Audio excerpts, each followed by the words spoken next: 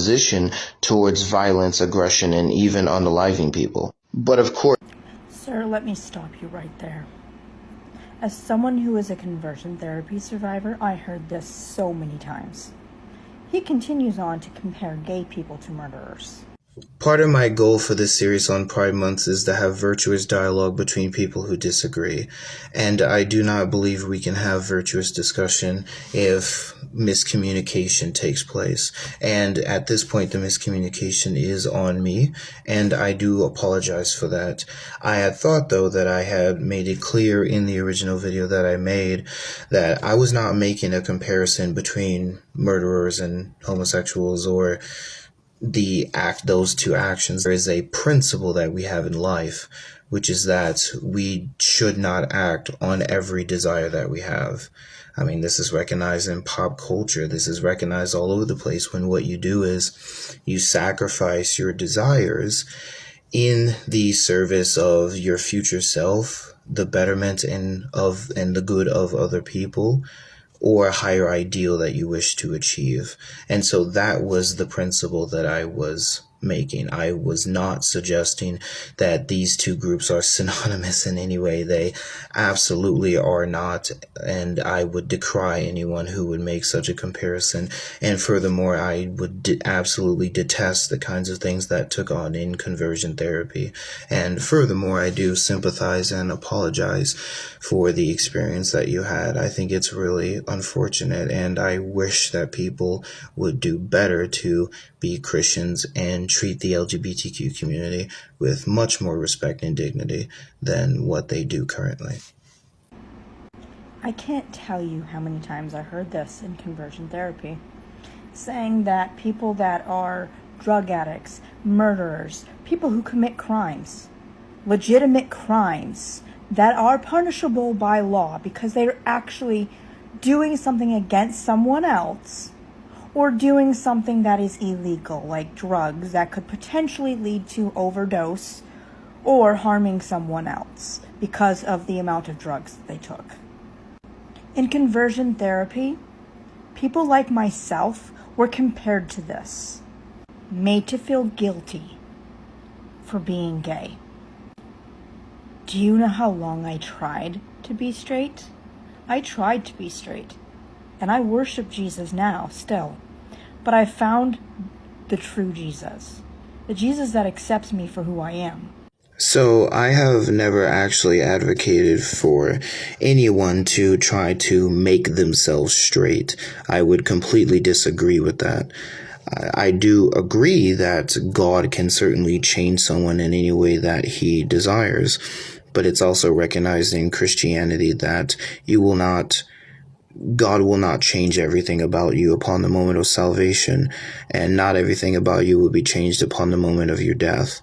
And so because of that, we can recognize that someone can be Christian and gay their entire life. I have no problem with that. And if you want to see a gay Christian, then I would check out Gay Christian Answers, among others who are on this app. No, we shouldn't be acting out in disorderly conduct. That goes for everybody, whether you're gay or straight. So with you believing that this is true, then you agree with the principle that I was trying to get at, which is that you should not act disorderly and you should not act a certain way only because that is your natural disposition. That was the only point that I was trying to make. And again, I apologize for the miscommunication. It was on me, and I will learn to do better in the future.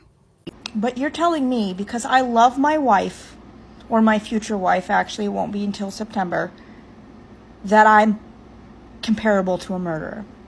So, number one, congrats on the marriage.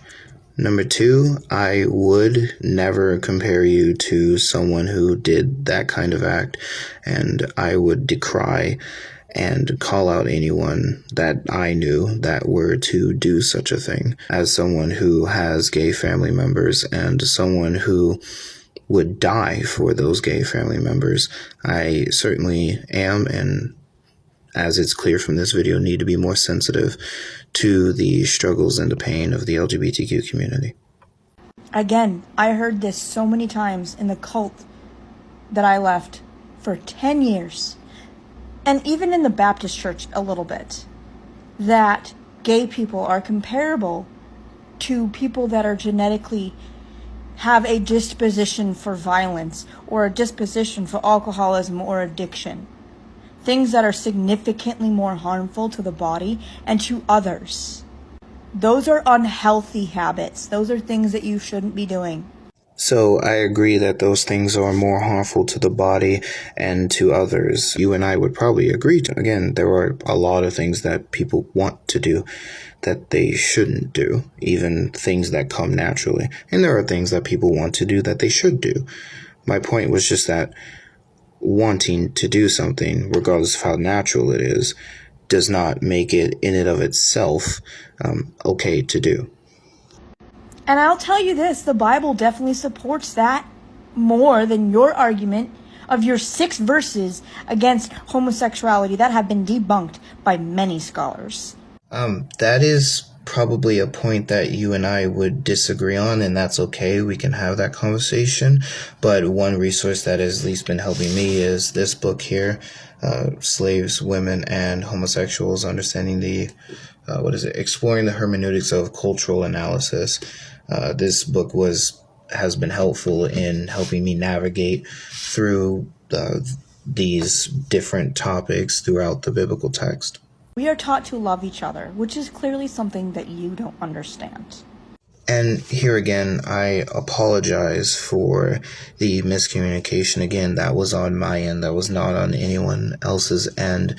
And once again, I did try, though, to make it clear that I was not making a direct correlation or causation or anything like that. I was speaking to a principle and using an example to establish the principle. I was not comparing homosexuality to murder. But I would also appreciate it if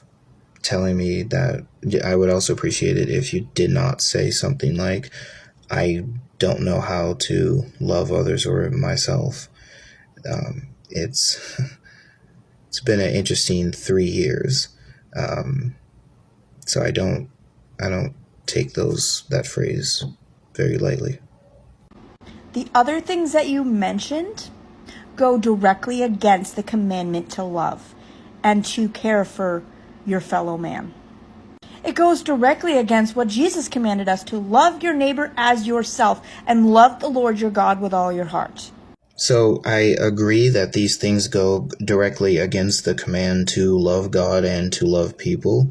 You and I would probably disagree on other interpretive things, and that is okay for the purposes of this conversation. How are you going to love someone if you don't love yourself? RuPaul. But you're telling gay people not to love themselves. Actually, I have told and continue to tell gay people that they need to love themselves, as a matter of fact. And we know the consequences psychologically if one does not love themselves. So for any LGBTQ people out there, please love yourself and love other people. And I think that, as I mentioned, Gay Christian Answers and other people who are Christian and involved with discussions on LGBTQ relations have demonstrated what it means to love other people and to love themselves. And again, I don't, considering some of the things I've been through in the last 3 years, I don't necessarily appreciate the assumption that I don't love other people or don't love myself. But again, I do apologize for any miscommunication that has taken place as a result of my comments and the things that I have said. And in navigating these conversations in the future, I will continue to try to model myself after someone like Dr. Sean McDowell, Matthew Vines, who is a gay advocate, and many others who are either agreed or disagree with the LGBTQ community, but are willing to have these conversations and navigate these very tricky waters. And I do apologize for the experiences that you have, and I will take those and the experiences of others into account.